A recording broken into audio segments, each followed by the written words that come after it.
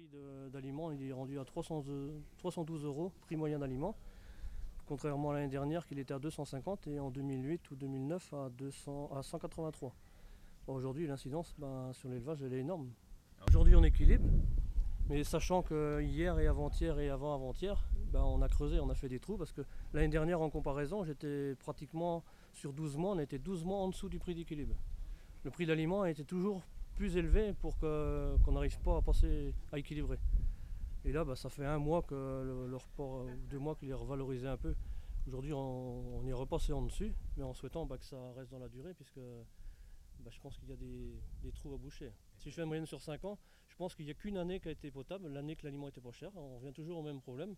L'année que l'aliment est pas cher, même que le cochon soit pas très cher, on arrive plus facilement à équilibrer. Du fait que l'aliment est 70% du prix d'un cochon. Les factures ont augmenté entre 20 et 30%.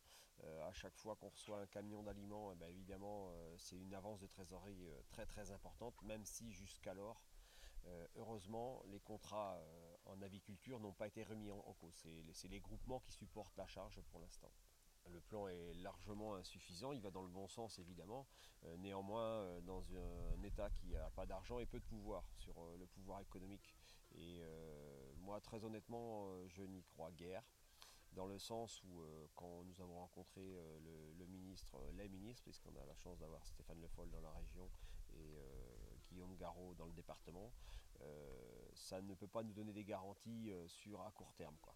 À moyen terme, il y a des grands objectifs qui sont évidemment où on est tous d'accord, la profession, et que je pense que toute la profession ne peut être que d'accord avec les propositions ministérielles. Néanmoins, à court terme, ça ne règle absolument rien. Il faudra des mesures concrètes en matière de trésorerie. Quand on dit il faut éviter la spéculation sur les céréales, on est tous d'accord sur l'objectif. D'abord faut qu'on nous explique à tous la manière pour y arriver, parce que quelle est la méthode, sinon je pense que d'autres l'auraient inventé avant, donc d'avoir le même objectif, très bien.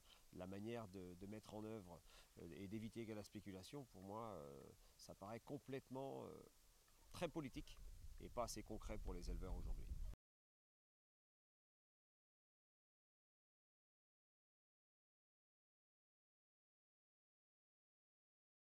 C'était un très bon échange, vraiment sur le fond, c'était concret, on allait au fond des choses. Moi j'aime ces moments-là parce que j'en ai besoin comme ministre.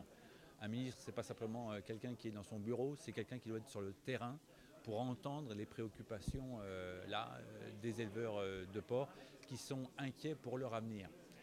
Moi je crois aux solutions partagées et donc j'ai lancé aujourd'hui à l'idée d'une rencontre nationale une table ronde sur l'avenir de la filière porcine. C'est capital de trouver ensemble des solutions pour voir quel modèle de production on veut pour l'avenir. Voilà. Qu'est-ce qu'on dit sur la taille de nos élevages? Qu'est-ce qu'on dit sur la préoccupation environnementale? Qu'est-ce qu'on dit sur la création de valeur? Est-ce qu'on veut être uniquement sur du standard ou est-ce qu'on veut transformer aussi de la valeur ajoutée? Toutes ces questions-là, on doit se les poser maintenant parce que l'urgence, elle se pose. Et moi, je ne veux pas connaître dans la filière porcine ce qu'on a connu sur Doubs durant l'été qu'on vient de passer. Donc, prenons, j'allais dire, le taureau par les cornes et puis apportons ensemble des solutions qui soient concrètes et qui soient durables. C'est tout l'enjeu des prochaines semaines. Les principales demandes de la Fédération nationale porcine auprès du ministre de l'agroalimentaire, même si ce n'est pas lui qui est en première ligne, c'est de redonner confiance aux éleveurs en levant toutes les contraintes franco-françaises qui pèsent sur les éleveurs et qui les freinent dans la modernisation et la restructuration de leurs outils, et donc qui font que malgré notre compétence, on est de moins en moins compétitif sur le marché européen. Ça, c'est une chose à régler entre le ministre Garot et Stéphane Le Foll. Et la deuxième demande, c'est toujours une question de compétitivité, mais pour l'ensemble de la filière, parce qu'elle est en train de s'épuiser, notamment face à la concurrence allemande. Et donc, j'ai demandé au ministre de nous donner un calendrier précis, parce qu'il faut redonner le moral aux producteurs après 5 années de crise qui se traduisent par une baisse de production déjà importante en 2012 et qui sera encore plus importante en 2013. Les interrogations qu'on a posées au ministre sont liées à la compétitivité de la filière française en général, de la production jusqu'à la transformation et les difficultés qu'on peut avoir sur les problèmes environnementaux pour mener à bien nos dossiers qui sont très longs et qui sont souvent mis en recours au tribunal administratif dès qu'on a les autorisations. Ce que demande la filière porcine, en fait, c'est qu'on ait une indexation par rapport au coût des matières premières, qui deviennent difficilement maîtrisables et qui aujourd'hui évoluent au jour le jour. Donc aujourd'hui, si on n'a pas un prix du porc qui évolue pareil en fonction du cours des matières premières, on peut être très très vite très loin du coût de production. Le souci de l'accord du 3 mai, c'est que, on va dire, sur la forme, c'est un bon accord. Après, sur le fond, à l'intérieur, en fait, il y a des seuils aujourd'hui qui sont mal faits, qui sont inapplicables. Je dirais que sur la production porcine, très clairement, un peu comme à la Mayenne, pour ne pas dire pareil, nos demandes, elles sont que notre prix de revient soit pris en compte, tout simplement. Je dirais que si on pouvait nous entendre sur ce domaine-là, ce serait déjà beaucoup. Ça veut dire quoi ?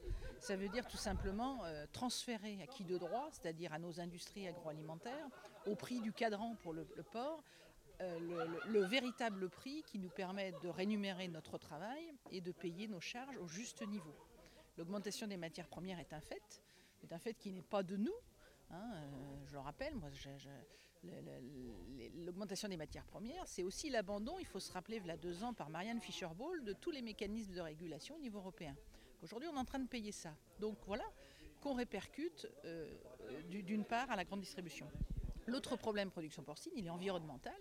Il est qu'aujourd'hui, sans aucun doute, et ça nous on le prouve tous les jours, tous les producteurs de porc font leur travail comme il faut, dans le respect de la réglementation, du bien-être animal. Et à ce titre, je ne vois pas pourquoi on les empêcherait aujourd'hui, sur quel prétexte que ce soit, pollueurs, gros élevage, cochons, tous ces mots-là qui sont mal acceptés par nos concitoyens, les empêchent de monter de nouveaux projets.